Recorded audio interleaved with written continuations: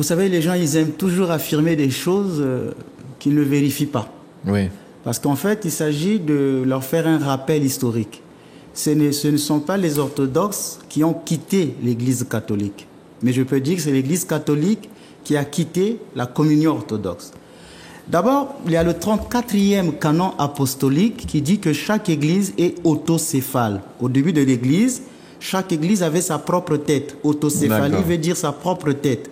C'est-à-dire, ils avaient leur pape, des évêques, et c'est ça. Donc, il y avait ce qu'on appelait d'abord l'Église de Jérusalem, avec un patriarche à la tête et des évêques. Oui. Il y avait l'Église de Constantinople, qui est à l'actuelle Turquie, à Istanbul. Il y avait un patriarche, des évêques. Il y avait l'Église de Rome, qui est devenue catholique romaine. Il y avait un patriarche, des évêques. Il y avait l'Église d'Antioche, il y avait l'Église d'Alexandrie, on est en Afrique, en Égypte. Donc, il y avait au total 5 pentarchies. On les appelait donc la pentarchie, parce que pentarchie veut dire les 5. Okay. Et chaque église était autonome et se réunissait en forme de concile pour voir les lois, dicter les lois. Il n'y avait personne qui dominait sur une autre église, ce qu'on appelle ici l'autocéphalie. Donc les catholiques faisaient partie de cet ensemble-là. Et ces églises sont une, sainte, catholique et apostolique. Une parce qu'elles confessaient le même credo, la même foi. On avait la même liturgie. Nous allons avoir les mêmes sacrements, les mêmes règles, les mêmes lois. Par exemple, les prêtres peuvent-ils se marier, oui ou non? Tout le monde au cours d'un concile décide et chacun va appliquer dans son église. Mais il n'y a pas une église qui décidait sur les autres églises. Mais une fois une décision prise, est-ce que toutes ces églises-là respectaient? Les mettaient en place, c'est ça. Par exemple, la date de Pâques, tout ça, ça a été mis avec les conciles de Nicée, toutes ces églises se réunissaient. D'accord. Mais après, on a constaté que, donc il y avait, je dis qu'en résumé, il n'y avait aucune suprématie de l'église catholique romaine sur les autres. Il n'y avait pas de suprématie sur les autres. Et les autres non plus n'avaient pas de suprématie. Voilà, donc chacune des églises se respectait. Okay. Mais avec le temps, on a constaté que l'église de Rome commençait à faire beaucoup de changements. Par exemple, dans le credo initial, ils ont rajouté des choses sur les lois. Par exemple, ils ont dit que les prêtres ne peuvent plus se marier. Ils ont changé des liturgies. Et les autres disaient, mais mes frères, puisqu'ils étaient tous des frères, mes frères, mais qu'est-ce que vous faites? Mais ce que vous faites, ces changements-là, on ne s'est pas accordé. Mais au fur et à mesure, il y avait des débats. Jusqu'au jour, il y a eu vraiment un schisme entre les deux églises. C'est-à-dire qu'il y a eu séparation entre l'église de Constantinople et l'église de Rome, parce qu'ils ne s'accordaient plus, puisque l'église de Rome changeait les lois. C'est ce qui a été à l'origine du schisme de 1054. 1054. Alors, si vous voyez, donc au début, ce sont les mêmes églises. Mais regardez quand je dis que les catholiques étaient des orthodoxes, parce qu'on était tous en communion. Aujourd'hui, ces églises-là sont toujours restées en communion. Même s'il y a eu des nouveaux patriarcats qui ont été créés, comme le patriarcat russe, parce que dans l'église orthodoxe, actuellement, il y a 14 patriarcats. Mais jusqu'aujourd'hui, l'église de Jérusalem, le patriarcat d'Alexandrie, le patriarcat de Constantinople sont toujours unis. Par contre, la seule église qui est isolée, c'est l'église de Rome. Alors quand vous voyez bien cet isolement de l'église de Rome vis-à-vis des autres, montre bien que le rappel historique, que qui a quitté qui? C'est ça, et l'église de Rome, c'est l'église catholique. C'est l'église catholique. Si on doit poser la question réellement, qui a quitté qui? Puisque les autres sont toujours ensemble. Oui. Il n'y a qu'une église qui s'est isolée. Finalement, qui a quitté qui? D'accord. Moi, je ne sais pas. Là, maintenant, dans ce rappel historique, que répondez? Je viens de faire un rappel. On était tous unis. Il y a une qui s'est détachée. Alors, qui a quitté qui? C'est pourquoi l'église orthodoxe, elle est pleinement catholique et apostolique, parce qu'elle suit les traditions des saints-pères. Si vous voulez connaître la doctrine des apôtres, vous voulez connaître la liturgie des premiers chrétiens, c'est dans l'église orthodoxe qu'on voit tout ça. D'accord. Ben voilà, qui est clair. Alors, voilà, la question a été, vous avez bien répondu, hein, sur le schisme de 1054 entre catholiques et orthodoxes. Et depuis ça, il y a une espèce de dissonance entre l'église romaine et les autres. Nous sommes en train de travailler, les catholiques comme les orthodoxes, avec ces mouvements écuméniques, ces dialogues intra-religieux, sont en train de travailler vers une unité pleine. Parce que le Christ le veut, il veut que tout soit un. C'est pourquoi on n'est pas des églises ennemies, nous sommes des églises sœurs. Par exemple, quand les orthodoxes baptisent, les catholiques ne peuvent pas rebaptiser. Je connais des prêtres catholiques qui viennent voir des prêtres orthodoxes pour des confessions. Nous avons des réunions à Rome. Par exemple, le pape François rencontre les patriarches orthodoxes. Donc, nous ne sommes pas des églises ennemies. Nous sommes des églises sœurs. Donc, quelqu'un qui est baptisé chez les orthodoxes ne peut pas se faire baptiser à nouveau chez les Non. chrétiens. Un catholique, c'est bien, par exemple, un prêtre catholique, c'est bien que tous les sacrements dans l'église orthodoxe sont valides. C'est-à-dire, si quelqu'un est baptisé à l'église orthodoxe, ne peut plus se faire rebaptiser dans l'église catholique. Et vice-versa. Et normalement vice-versa. Il arrive que certains orthodoxes rebaptisent des catholiques. Ça, c'est pour une autre question parce que nous, dans notre église, notre évêque ne le permet pas.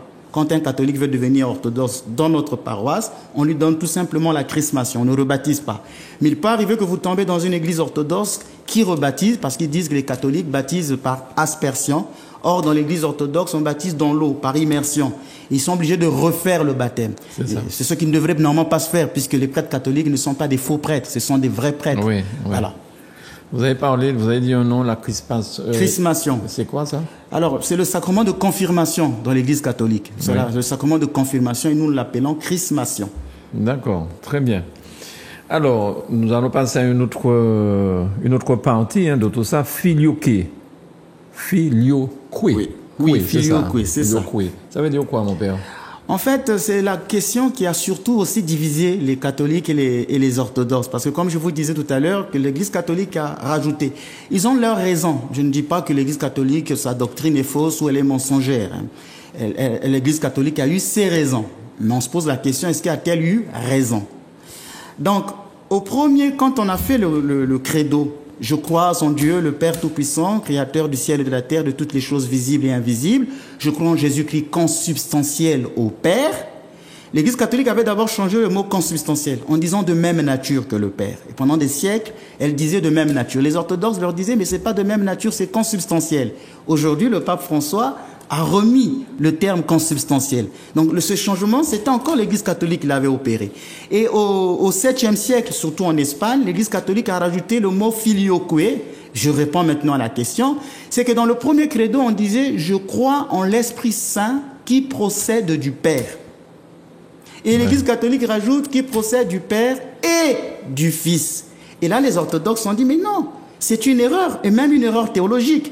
Je vais parler en termes techniques pour les techniciens de la théologie qui peuvent m'écouter. En fait, dans la vie trinitaire, le Père, le Fils et l'Esprit Saint, si on essaye de prendre un terme technique, ce qu'on appelle la circumcision ou périchorèse, c'est-à-dire les relations des personnes trinitaires, on va remarquer que le Père, c'est lui qui est le principe premier, de qui tout vient. C'est le Père qui est le principe premier. Le Fils vient du Père par naissance. C'est pourquoi on dit qu'il est né de Dieu. Il vient de lui par naissance. Maintenant, l'Esprit Saint vient du Père par procession. Et comme le Père, la procession du Saint-Esprit du Père, c'est un attribut personnel. Je dis bien un attribut personnel du Père.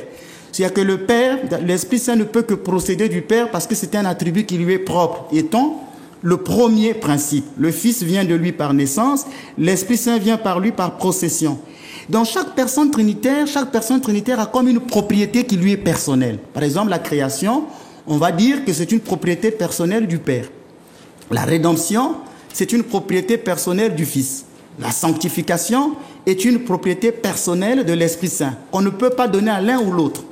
Même si les trois personnes se partagent toutes ces propriétés, mais il y en a un qui en fait une exclusivité personnelle. C'est comme l'incarnation. Seul le Fils de Dieu s'est incarné. Le Père ne s'est pas incarné. Donc on peut dire que l'incarnation c'est une propriété personnelle du Fils. Alors on ne peut pas donc donner au Fils une propriété qui est une propriété personnelle du Père. La procession étant une propriété personnelle du Père, c'est-à-dire que l'Esprit vient du Père par procession, on ne pouvait pas la donner au Fils. Et donc le fait que dans l'Église catholique, on ait dit que l'Esprit Saint procède du Père et du Fils, ça a été vu par les orthodoxes comme une erreur parce que ça touche à la propriété personnelle du Père. C'est un ajout. Vous pourriez demander, je ne juge pas l'Église catholique, mais vous pouvez demander aux catholiques, est-ce que dans le premier credo, il y avait le mot « et du Fils » Ils vous diront, non, il n'y en avait pas. Posez-leur la question, est-ce que le mot « et du Fils » a été rajouté par les catholiques? Ils vous diront, oui, nous l'avons rajouté. Maintenant, ils peuvent donner des arguments. Pourquoi ils ont rajouté? C'est pourquoi je disais que je ne juge pas la théologie catholique en tant que telle, mais je fais un rappel historique que dans le premier credo, ça n'existait pas. Et c'est ça qui a été l'erreur, la grande séparation avec les catholiques et les orthodoxes. Mais on peut se poser aussi la question, Dieu incarne trois personnes, enfin, le Père, le Fils et le Saint-Esprit, c'est ça? Oui, ce sont des personnes distinctes. Distinctes. Mais si on veut s'adresser à Dieu, est-ce qu'on a besoin de passer par le Fils? Eh bien, c'est une question qui pose problème à certaines personnes avec qui je discute de ça, en fait. D'abord, il faudrait que ces personnes comprennent bien le mystère trinitaire. Il existe bien que Dieu est bien Père, Fils et Saint-Esprit. Il ne faut pas confondre les personnes. Le Père, ce n'est pas le Fils. Le Fils, ce n'est pas le Saint-Esprit. Il ne faut pas donc les confondre, mais il ne faut pas aussi les séparer. Ne pas confondre, ne pas séparer. Que là où est le Père, le Fils y est. Il y a toujours une relation entre le Père, le Fils et l'Esprit Saint. Déjà dès le commencement du monde, Dieu dit « faisons l'homme à notre image ». À qui s'adresse-t-il? Puisqu'il n'y a que Dieu qui est créateur. Le verbe de la Genèse montre bien, c'est le verbe bara, qui montre que Dieu est le seul créateur. Donc il ne pouvait pas s'adresser aux anges. Quand les gens disent « mais Jésus n'est pas le Fils de Dieu », là il y a un problème, puisque par lui tout a été fait. Et quand Saint Jean dit qu'au commencement était le Verbe était avec Dieu, le Verbe était Dieu. In harki hen ho logos, comme on dit en grec. Ouais. Le logos, c'est l'idée créatrice qui montre bien que le Verbe, le logos, c'est l'idée créatrice, c'est celle qui crée le monde. Donc on voit bien que dans les personnes trinitaires, il existe bien la Trinité. Et Matthieu 28, verset 20, le dira, allez les baptiser au nom du Père et du Fils et du Saint-Esprit. On ne peut pas baptiser au nom d'un homme. Si déjà le Christ parle de 3 personnes, on doit baptiser au nom des 3 personnes, ce qui veut montrer que dans la Trinité, il y a bien une relation. Donc celui qui s'adresse au Père doit s'adresser au Père par le Fils, puisque c'est le Fils qui est le médiateur entre Dieu et les hommes. Donc en m'adressant au Père, je m'adresse au Père par le Fils. C'est pourquoi dans toutes les prières, qu'elles soient catholiques ou orthodoxes, par exemple dans l'Église catholique, cette belle prière quand le prêtre conclut, Dieu éternel et tout-puissant, par Jésus-Christ, notre Seigneur et notre Dieu, qui vit et règne avec toi dans l'unité du Saint-Esprit. Ce que nous appelons ici périchorèse. Bref, donc vous voyez bien que c'est une grave erreur de dire que je peux m'adresser au Père sans passer par le Fils. C'est une erreur grave. Pour accéder au Père, il faut passer par le Fils. Voilà, en fait. Comme dit Jésus lui-même. D'accord. Donc là, je pense que c'est plus clair comme ça. Alors, le rôle du pape, pardon. L'Église catholique donne au pape un pouvoir absolu. Quel est le rôle du pape dans l'Église orthodoxe? Est-ce que déjà, vous avez un pape chez les orthodoxes? Bien, comme je faisais tout à l'heure ce rappel historique, je l'ai fait en disant que chaque Église avait son patriarche. Oui. La notion du pape n'était pas vraiment en tant que telle. C'était, on les appelait des patriarches, des pères dans la foi, des sentinelles, des personnes qui veillaient sur la foi de l'Église. Et ces patriarches se rassemblaient. Le pape de Rome, le pape de Constantinople, le patriarche de Constantinople se rassemblaient. Et l'une des raisons aussi qui a poussé les catholiques et les orthodoxes à se séparer, c'est que le pape de Rome commença à revendiquer un droit sur les autres. En fait, il a un droit d'honneur. Il était primus, comme on dit, le premier parmi les pères. Il avait un droit d'honneur. Il était honoré parce qu'il avait la grande église. Rome, c'est l'empire romain. Donc il avait un gros droit d'honneur. Et cet honneur peut-être monte parfois à la tête. On commençait à penser qu'il faut que je commande sur les autres églises. Et l'expression qu'on a utilisée, c'est que non, mais le Christ a dit, tu es Pierre, et sur cette pierre, je bâtirai mon église. Et on dit, voilà, l'église du Christ est bâtie sur Pierre. Or, Pierre est le bâtisseur de l'église de Rome, donc le successeur de Pierre, toute l'église du Christ est bâtie sur elle. Mais voyons, l'église du Christ ne peut pas être bâtie que sur un seul apôtre. Ils étaient 12. Et Pierre sont les autres. Ce n'est plus l'église. C'est pourquoi dans les actes des apôtres, on dit souvent Pierre et les 11. Pierre et les 11. Quand Pierre fait quelque chose, et les 11. Donc Pierre sont les autres apôtres, ce n'est plus l'église. L'église que André a bâtie, elle est bien une sainte catholique et apostolique. L'église que Jacques a bâtie, elle est bien une sainte catholique et apostolique. Donc on ne peut pas réduire toute l'église à une seule personne. Et ça, l'église orthodoxe ne l'a pas accepté. L'église du Christ est bâtie sur la foi de Pierre et non sur la personne de Pierre. Si on dit par exemple que Pierre, parce qu'il est le fondateur de l'église de Rome, mais là encore, faisons un rappel historique. Celui qui a créé l'église de Rome, ce n'est pas Pierre. C'est Paul qui a construit l'église de Rome, c'est lui le bâtisseur. Donc on devait dire que le pape de Rome est par successeur de Paul et non de Pierre. Donc vous voyez, je ne veux pas aller dans plusieurs détails. Maintenant, pour répondre, est-ce que les orthodoxes ont un pape? Oui, nous avons des papes que nous appelons, nous on préfère le terme patriarche. En fait, le mot pape veut dire papa, c'est la même chose. Nous avons des papes. Il y a le patriarche, par exemple, de Constantinople, il y a le patriarche d'Alexandrie. J'ai travaillé en Afrique, là c'est le patriarche d'Alexandrie, c'est le pape Théodore II qui est là. À Constantinople, il y a le patriarche Bartholomée. En Russie, c'est le patriarche Kirill. Donc vous voyez, nous avons gardé cette autocéphalie. Chaque église a sa propre tête. Depuis les premiers siècles de l'église, ça a toujours été comme ça. Alors, vous n'avez pas eu de contact avec Monseigneur Macaire, parce que la manière dont vous expliquez tout ça, problème de théologie ou des choses comme ça, différence sur la théologie, est-ce que les catholiques admettent toutes ces différences-là? C'est ce que je dis. En fait, moi ici, je défends la foi orthodoxe. Maintenant, un catholique va aussi s'expliquer. Il aura des arguments. Je disais qu'ils ont des raisons, mais est-ce qu'ils ont raison? Alors, à Rome, il y a des discussions qui se font entre orthodoxes et catholiques. Peut-être que si on a changé le mot consubstantiel dans le credo, c'est parce qu'il y a eu pression des orthodoxes. Finalement, on a dit, ils ont raison. Bientôt, tout à l'heure, on va parler de la date de Pâques. Vous verrez qu'à Rome, on veut revenir à la date de Pâques comme chez les orthodoxes. Donc, il y a des réunions qui se font. Ici, en Martinique, moi, je serais heureux. Je n'ai jamais rencontré Monseigneur Macaire.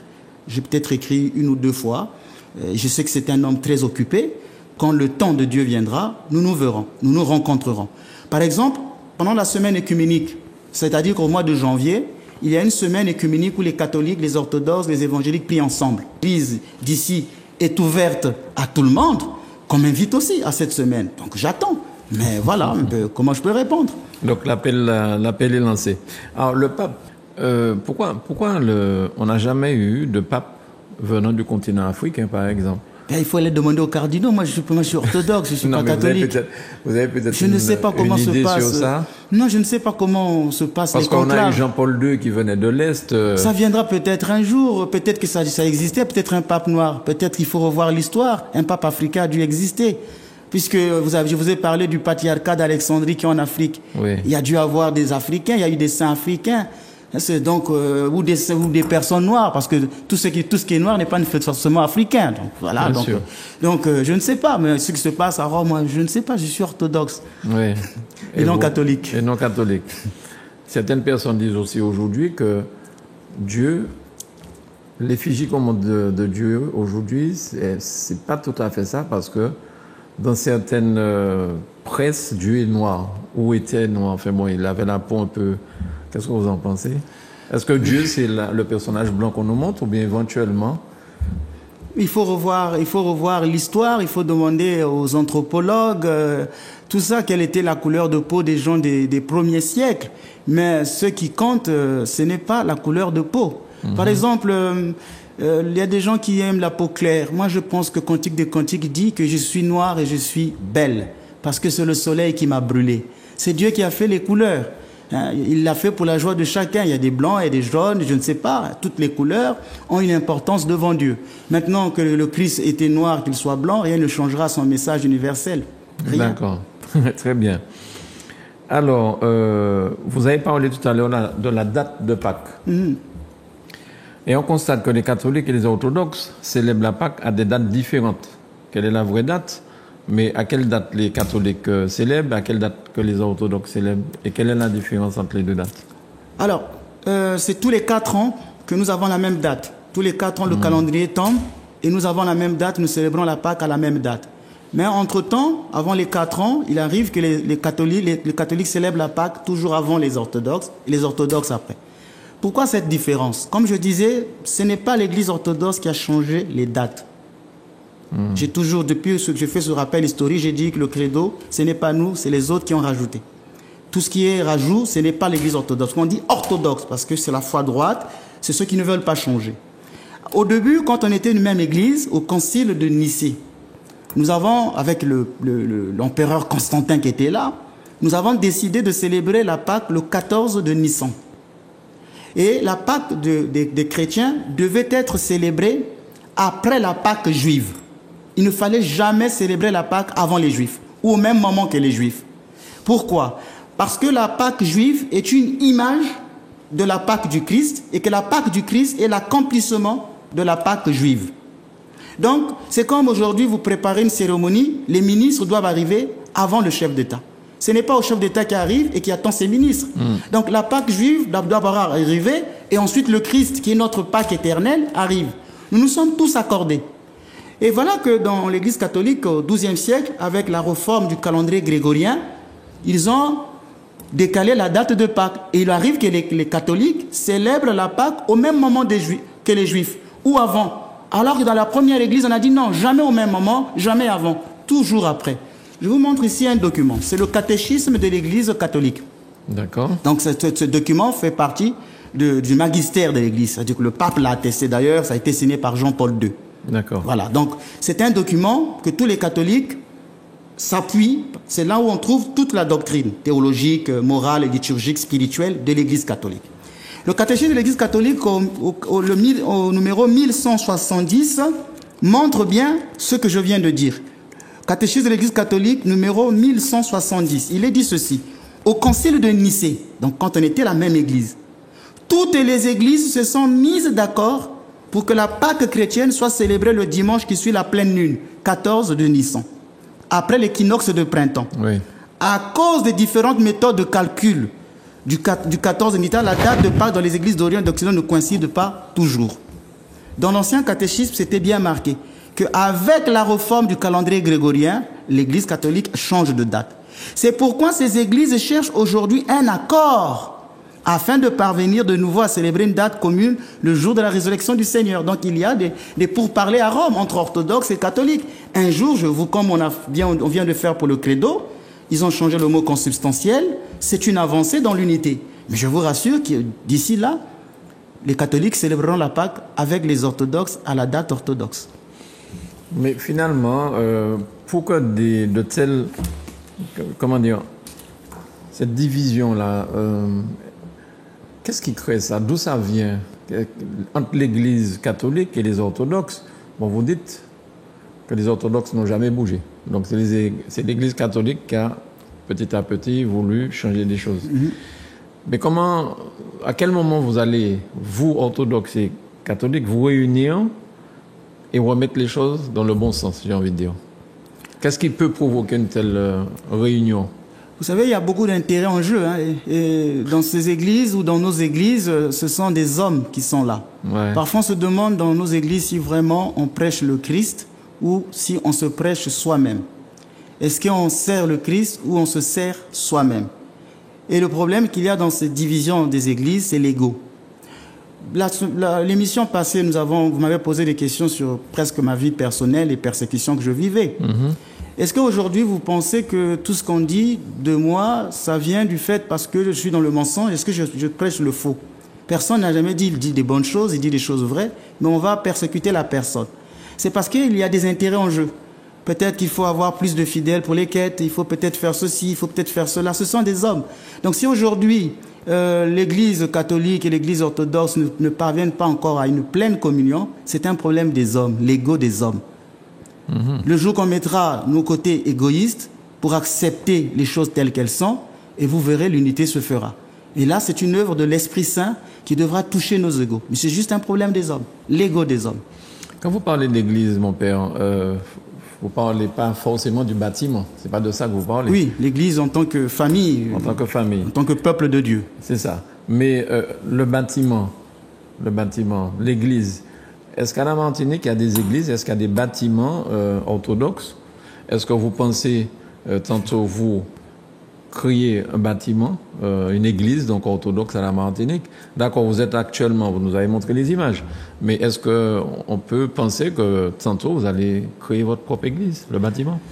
Voilà, merci pour la question, je ne m'y attendais pas vraiment. Je suis arrivé en Martinique, il y a des prêtres qui sont mes aînés ici. Des prêtres orthodoxes qui sont mes aînés. J'en connais un avec qui je collaborais. Il célébrait dans une église catholique, mais entre-temps, il a trouvé son local. J'en connais encore un autre, je passe souvent à côté, je vois le bâtiment, je ne sais pas s'il est loué.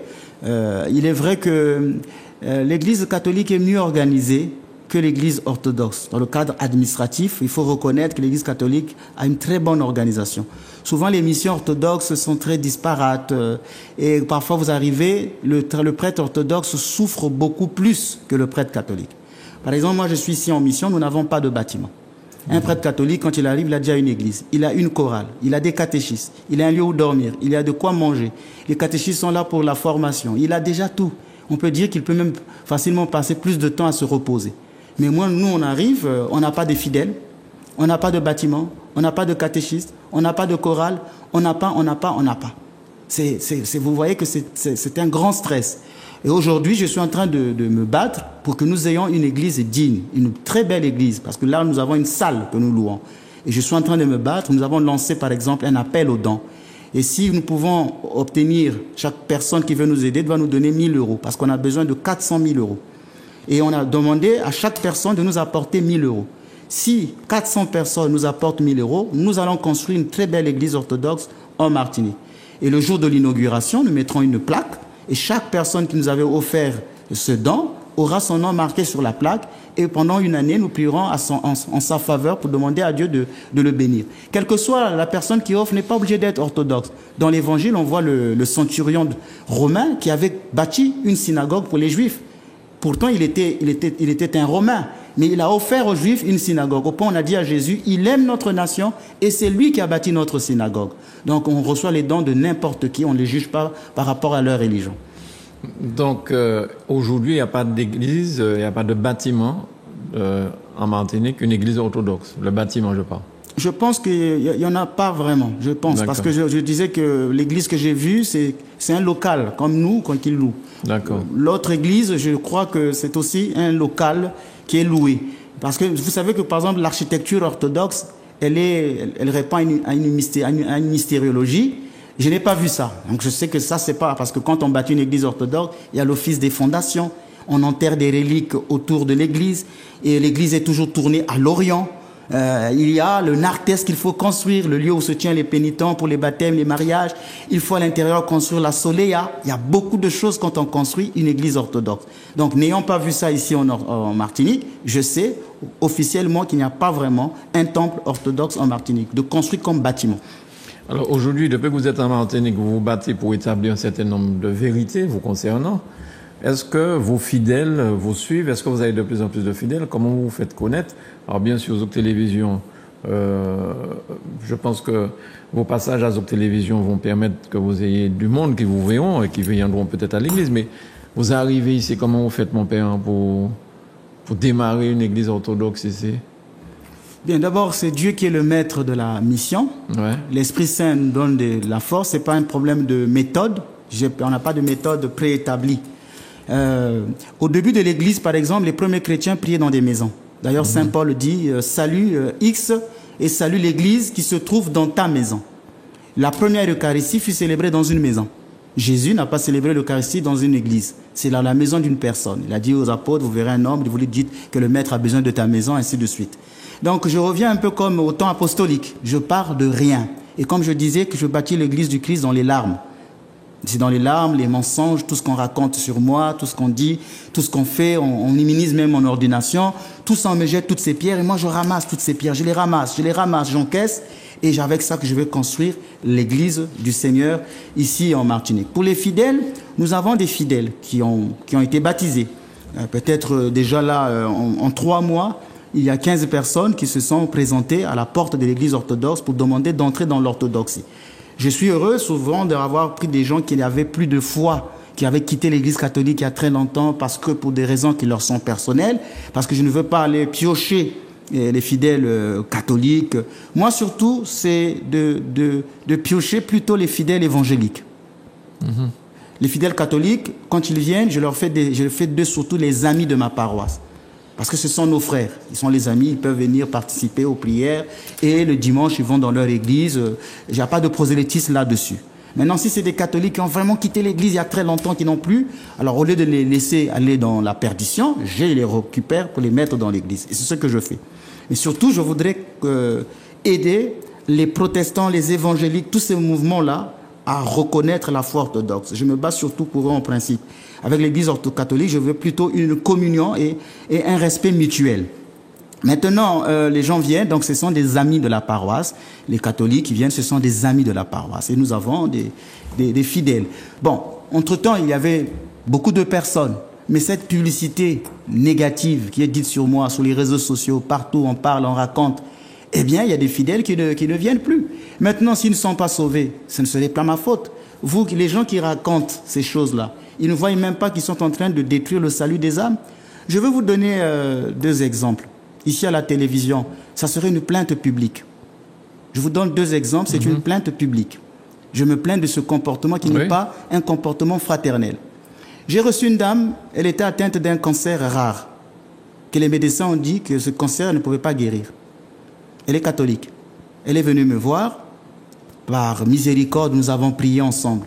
Je ne lui ai jamais demandé de devenir orthodoxe. C'est même moi qui lui ai dit de repartir à l'église catholique. Cette femme a été guérie. Après la guérison de son cancer rare, le prêtre lui a dit de ne plus venir à mes prières. Je vous donne un deuxième cas. J'ai reçu une femme qui est venue me voir, une dame très âgée avec 2 de ses enfants. Elle est venue me voir, elle m'a parlé de ses troubles. Je l'ai regardée, je lui ai dit, ça fait 20 ans que tu ne te confesses pas devant ses enfants. Je lui ai dit le nombre d'années qu'elle avait fait sans se confesser. Je lui ai dit, madame, ça fait 20 ans que vous ne vous confessez pas. Votre maladie est spirituelle parce que vous avez pris la communion en état de péché grave et mortel. Vous avez fait tel péché. Les 2 enfants étaient là. Et je lui ai dit, repars dans ta paroisse, te confesser chez le prêtre catholique. Ensuite, tu viendras me voir. Elle est allée dans la paroisse, elle s'est confessée. Elle est revenue me voir, je lui ai fait la prière, elle a été libérée de ses troubles. Plus tard, elle a donné son témoignage au prêtre de sa paroisse pour dire, j'étais chez le père Ménas, voilà. Le prêtre lui a dit, ne va plus là-bas. Vous pensez qu'on aide les saluts des âmes comme ça? Pourquoi cette guerre des clochers? J'ai fait une plainte publique. Que chacun voit le combat que je mène ici. Alors que j'ai dit que je suis le frère de tous. Oui, je comprends que ce soit quelque chose de très difficile. Alors, nous allons parler maintenant du mariage des prêtres. Le mariage des prêtres, parce qu'il y a beaucoup de prêtres, d'après la Vox Populi, qui ont des enfants. Prêtres catholiques, je parle. On se pose la question, pourquoi les prêtres ne sont pas mariés? Alors, une différence qui existe entre les orthodoxes et les catholiques, c'est que l'Église orthodoxe, dans l'Église orthodoxe, il existe des prêtres mariés. Pourquoi cette différence avec vos frères catholiques? Vous avez le droit, pas eux? Est-ce que c'est une relation personnelle? Enfin, est-ce qu'il y a un système? Qu'est-ce qui se passe, mon père? Comment expliquer ça à ceux qui nous regardent? Alors, comme je ne cessais de vous dire, je ne fais que des rappels historiques. Les apôtres étaient mariés. Pierre avait bien une belle-mère. Tous les apôtres étaient mariés, sauf Saint Jean. Le disciple bien-aimé de Jésus n'était pas marié, sauf Saint Paul. Mais l'histoire montre que les apôtres étaient des hommes mariés. Le Christ a choisi des hommes mariés. Alors, quand les églises se réunissaient, ils ont décidé que chacun avait le libre arbitre de choisir la vie qu'il voulait. Soit le mariage, soit la vie monastique, qui est une vie où on ne se marie pas. Donc, il y avait le libre choix. Plus tard, l'Église catholique a décidé, je ne dirais pas le mot imposer, je ne veux pas dire imposer, mais a voulu que ces prêtres ne se marient pas. Ils ont leurs raisons. Ça pouvait être peut-être des raisons de succession, parce que vous savez que quand on est prêtre marié, quand vous mourrez, parfois les enfants ne savent pas distinguer ce qui est de la paroisse et ce qui est le bien de la famille. Parfois il y avait des disputes comme ça. Donc il y avait des choses, parfois les femmes de prêtres pouvaient se disputer avec les sœurs de l'église, des problèmes de jalousie. Peut-être ça amenait aussi l'église catholique à changer ses lois. Et le célibat, il est important. Un prêtre qui n'est pas marié est plus efficace qu'un prêtre marié. Il est plus efficace. Dans quel sens qu'il est? Parce qu'il est d'abord disponible. Il est d'abord disponible. Il ne va pas se faire des soucis pour l'éducation des enfants. Parce que quand on est marié, il faut penser aussi aux enfants. Il faut penser à sa femme. La nuit, vous voulez prier. La femme, peut-être, elle ne veut pas de la prière. Donc, il y a beaucoup de choses. Donc, le prêtre célibataire est beaucoup plus efficace parfois que le prêtre marié. Je ne dis pas dans tous les cas, mais au moins en généralité. Alors, le célibat des prêtres, c'est lié sur 3 dimensions. Le célibat, parce que le Christ était célibataire, donc c'est la dimension christologique. Il y a la dimension eschatologique. Le Christ dit qu'à la fin des temps, on ne se marie pas. Donc le prêtre, par son célibat, est le déjà là de cette eschatologie. Il est le déjà là où il n'y a pas encore le pas encore. C'est-à-dire, il anticipe déjà le monde à venir. Il montre aux gens que dans la vie, il n'y a pas que le sexe, il n'y a pas que la sexualité. Par ma vie, je vous montre que dans l'autre monde, nous serons tous des frères. D'où le célibat du prêtre. Et il y a la dimension qu'on appelle la dimension ecclésiologique. Le prêtre célibataire est uni à l'église. Parce que quand on est marié, comme je vous disais, il peut y avoir parfois des problèmes de jalousie entre les sœurs dans l'église. Et le prêtre va se faire célibataire pour aimer tout le monde d'un même amour. Donc voilà ce qui peut aussi motiver le célibat dans l'église catholique. Et nous avons aussi dans l'église orthodoxe des prêtres qui choisissent la vie célibataire, comme les moines et les évêques. Les évêques ne sont pas mariés. Maintenant, mais le problème dans l'église orthodoxe, c'est qu'on ne veut pas imposer, parce qu'avant tout, nous restons des hommes. Alors, il ne faut pas penser qu'on est des robots. Ils ont des sentiments. Et la vie du prêtre, avec le stress, aura besoin parfois de quelqu'un à côté à qui parler la nuit aussi. Donc, c'est pourquoi on connaît le côté affectif, le côté humain. Alors, pour essayer de canaliser la sexualité des prêtres, on ne se marie pas que pour la sexualité. Ça, c'est une idée très augustinienne, qui pensait qu'il faut aller se marier juste pour la faire l'amour, tout ça, c'est pas une bonne idée. On se marie parce qu'on aime l'autre. Donc, il ne faut pas réduire l'amour simplement parce que j'ai peur de ne pas garder ma chasteté, de ne pas être volage. Je veux me marier. Ah, les prêtres, s'ils font ça, donc ils n'ont qu'à se marier. On ne se marie pas que pour la sexualité. Il faut d'abord qu'il y ait de l'amour et ainsi de suite. Donc, voilà, comme j'étais en train de préciser, que j'ai légèrement oublié mes fils d'idées. Donc, quand je disais qu'on ne se marie pas que pour la sexualité, donc dans l'Église orthodoxe, on a voulu canaliser la sexualité des prêtres en leur autorisant de se marier. Et c'est pourquoi il y a peut-être moins de dérives dans l'Église orthodoxe. Alors, c'est ce que j'allais vous demander. Il ne faut pas qu'on soit hypocrite non plus. Le nombre de cas d'abus sexuels des prêtres catholiques sur des enfants ou sur des femmes ou des jeunes filles, c'est pas un cas. C'est chaque année, on entend tel ou tel prêtre, des évêques sont condamnés par rapport à ça. Ils ont des pulsions, comme vous avez dit, c'est un homme. Oui, ce sont des hommes. Il faudra bien que cette pulsion puisse être évacuée. Donc, au lieu de violer des gamins, est-ce qu'il ne vaut pas mieux encore leur permettre d'être mariés? Il ne faut pas qu'on fasse un acharnement sur l'Église catholique sur les questions de pédophilie. Je peux vous dire que ces questions-là existent partout, dans tous les milieux, sportifs, parce qu'on n'en parle pas. Oui, bien sûr. Dans le monde politique, dans les bureaux, il y a bien des gens qui disent avant de te donner ce boulot, il faut que tu fasses ceci ou cela. Donc, il y a partout.